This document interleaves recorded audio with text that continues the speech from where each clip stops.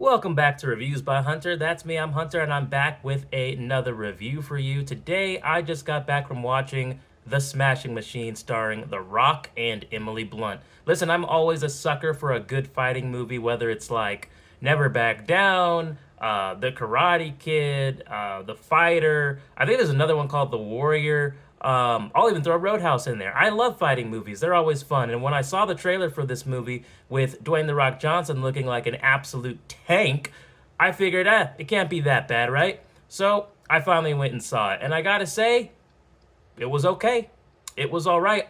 Let's get into it. So this movie follows Dwayne The Rock Johnson playing former UFC slash MMA fighter Mark Kerr. I believe the events of this movie take place from 1997 to like 2000 or 2001.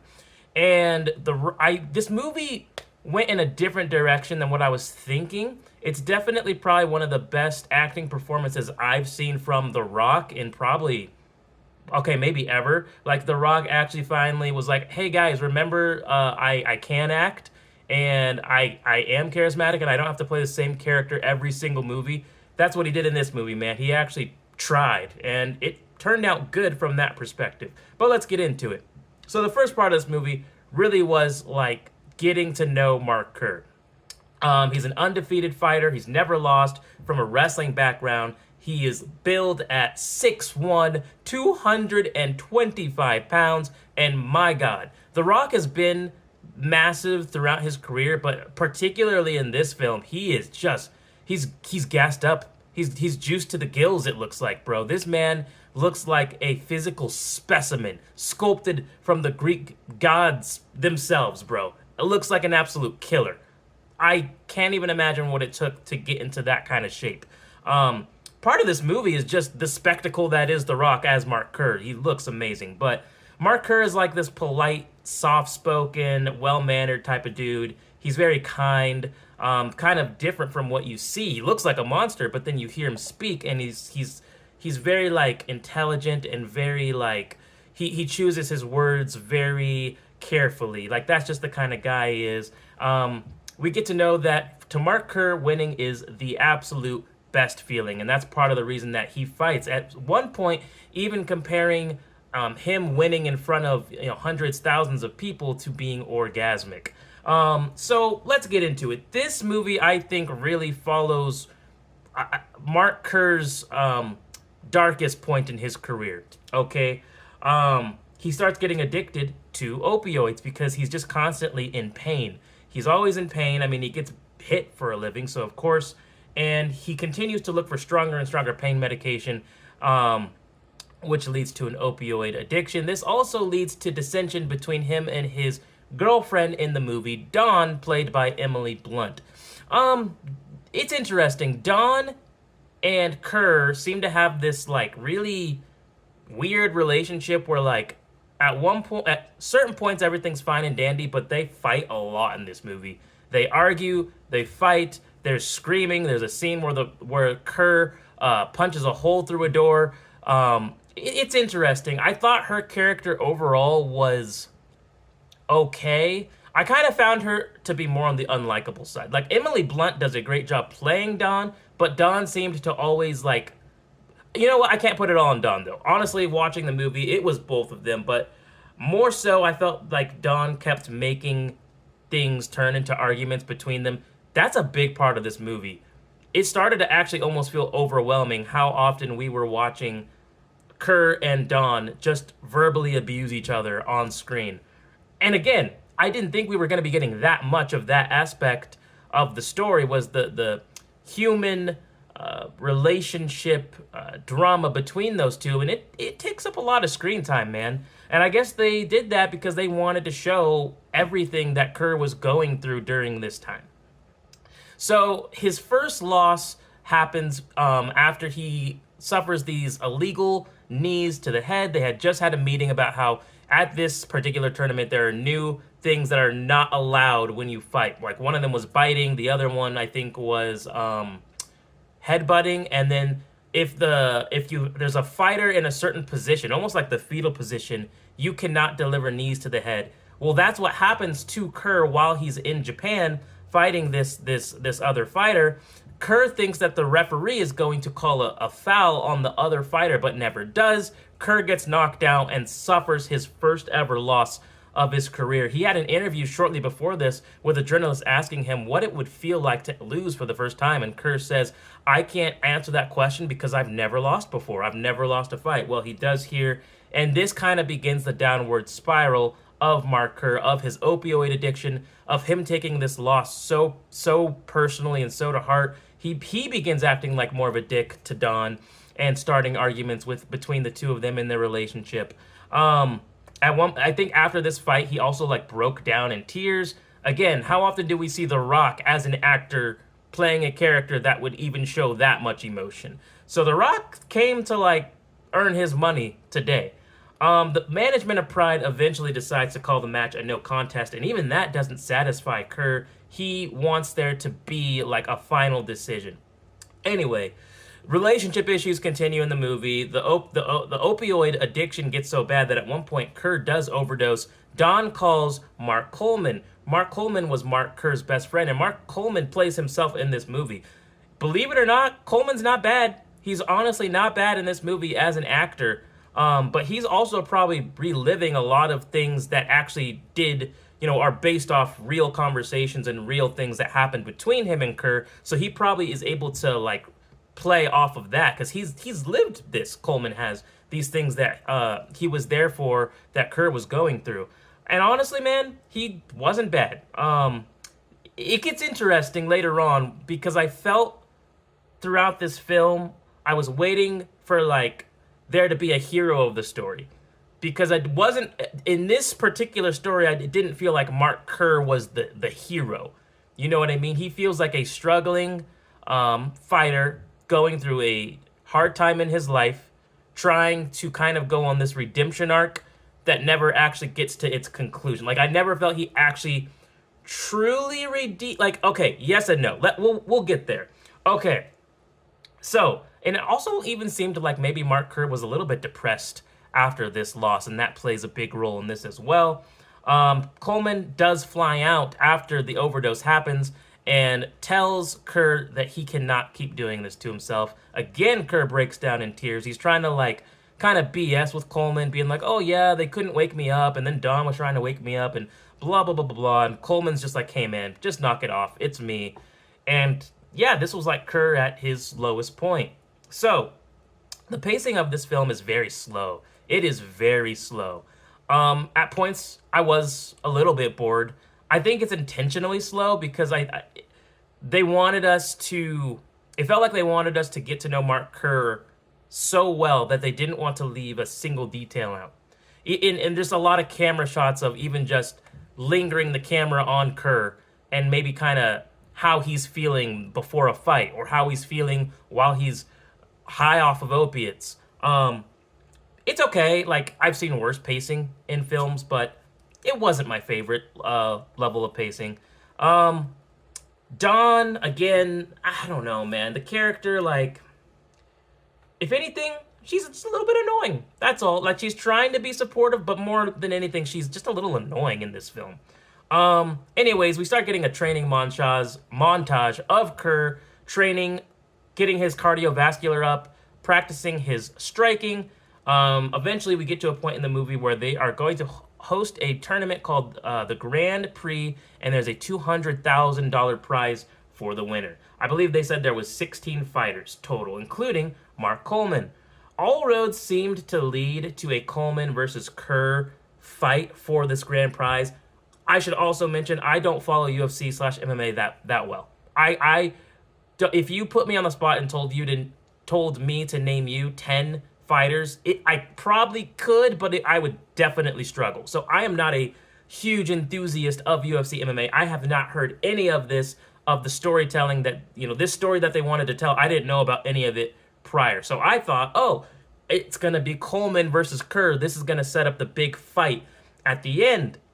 Him versus his best friend that's helping through everything, and it doesn't go there. But again, I put a note in here. The Rock being serious throughout this film works. We forget The Rock at one point was the biggest star of a company called WWF back in really like 1997 through 2000, 2001. The Rock was untouchable.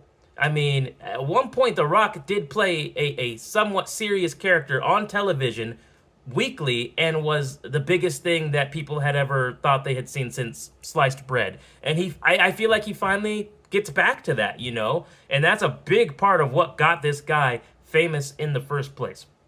So, at one point, the relationship drama between Don and Kerr gets so bad, he tells her to pack a bag and get out of the house because she wants to come with him to Japan, but him and his trainers all feel that Don is too much of a distraction and they don't want her to travel to Japan. Don finds out about this, gets pissed, feels like Kerr's shutting her out, blah, blah, blah, blah, blah, and he tells her, get out.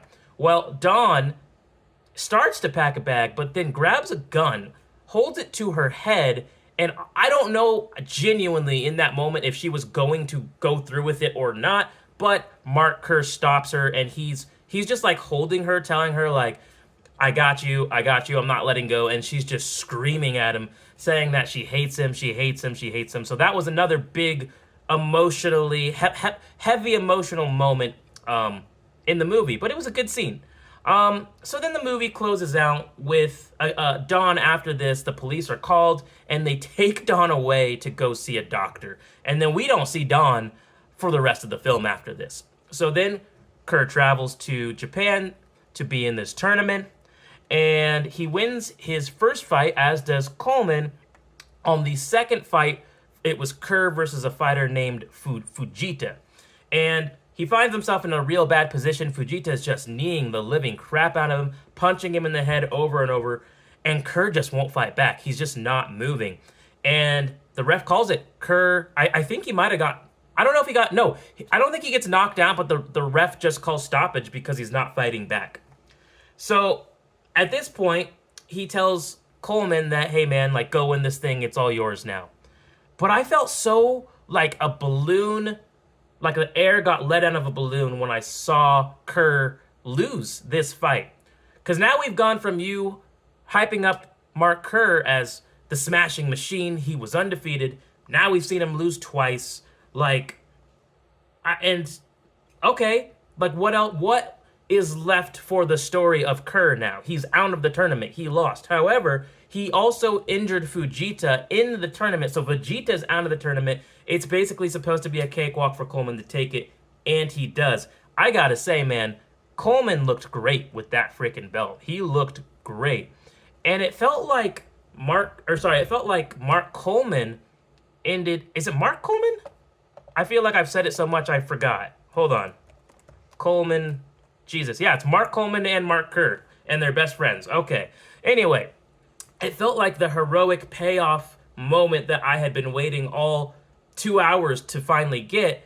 The grand payoff of this guy that's been just really down bad in his life didn't actually happen for Mark Kerr. Instead, it happens for Coleman, who wins the $200,000 and becomes the champion. We then cut to a man at a grocery store with a very strong resemblance to our main character that we've been following. It's the real Mark Kerr. And then the ending is a text pops up telling us that Kerr and Don reunited after his loss, got married in Vegas 10 days later, and then they stayed married for 6 years and had a son together. And that's how the movie ends. I will say the ending is very kind of underwhelming. It's kind of just like, and that's the end of the movie, everybody. And you're like, oh, all right. I don't know. I think this movie, overall, the story they decided to tell was not particularly super interesting to me. I'm not a big UFC guy. I thought the fighting in the film, throughout the film, was okay. You never see anything all that crazy. You can find better action if you go to TikTok right now and search up, like, top UFC highlights of the month. Like, the fighting is okay. Nothing of great. I think they really didn't... It was almost... I don't think they wanted the fighting to be the selling point. This was all about Mark Kerr. And I guess the downfall of Kerr. And now, going back to the point that I was saying earlier, the redemption arc. Him as a fighter in this story, I don't think had a redemption arc because he loses twice after they tell us he's undefeated at the beginning. He doesn't get back on top of the fighting world in this movie. However, he does seem to beat his opiate addiction. He's sober. He's been sober at one point in the movie for like 3 weeks. He's got a sponsor. He's taking it seriously. He's gotten away from nearly killing himself off of opiates. But I think if this was the most interesting story you had to tell about this guy from back, what 25 years ago now? Longer than that, because the story kicks off in 1997 when I was born. I don't know why this needed to be made. If this was the most interesting story you had to tell about Mark Kerr and his career, I don't know why we needed it. The movie, to me, from an entertainment value, is saved by the performances of Dwayne "The Rock" Johnson and Emily Blunt. I can't understate that. A lot of people are going to walk away being reminded that The Rock is one of the more charismatic actors we have when he tries. But as a story, I don't think it was for me. It was okay. It was okay. I would probably rate this movie about a 7 out of 10. I think that's the sweet spot for this film. Is it one of the best films of the year? Absolutely not. Is it one of the best performances from Dwayne "The Rock" Johnson in years? Absolutely. And if that's enough for you to go see The Smashing Machine in theaters, great. I genuinely think you could probably save your money on this one and just wait for it to come out on streaming. Personally, I was the only person in the theater. I know it's already been released now for quite some time. So, about a 7 out of 10 movie that you could probably wait for streaming on. But it's odd for me to give a movie a 7 out of 10 when I just told you it's the best performance of The Rock's career. But that's just how it ended up. The budget for this movie I looked up was around $50 million. The movie's only made $6 million. And it's been out since, let's look it up because I don't remember when the movie released. I know it's been out for at least like 2 weeks now, maybe? Let's see. Bear with me here. Oh, I should also mention this is a sports drama. I usually talk about what the genre is in the beginning, and it is rated R. Okay, so this was, it's been almost 2 weeks. It was released on, okay, no, it hasn't. It's been about a week. It was released on October 3rd. It currently has a 72% on Rotten Tomatoes, 6.8 out of 10 on IMDb, and a 3.3 out of 5 on Letterboxd XD. Yeah, so the Rotten Tomato score is right in line with what I felt the movie was, about a 7 out of 10, about a C. I don't think I could give it anything higher. Again, the box office, this has only made $6 million worldwide. Once again, I ask the question, especially for those that are big fans of the MMA, UFC, why did they not go see this film? Because the numbers are telling me that they aren't at $6 million. Or maybe all the UFC fans did and regular fans didn't. This movie's not going to be a financial success. But it might get people talking about The Rock in a more positive light as an actor. That's really all I have for you today. No background from the TV. I was having some technical difficulties. Thanks for watching this review of The Smashing Machine, rated R, sports drama, starring The Rock and Emily Blunt. If you've seen it, what did you think about it? And if you haven't seen it, do you have any interest in seeing it? Because the numbers are telling me people do not. But that's all I got for you. Enjoy your Saturday, everybody. Take care, like, subscribe, tell a friend.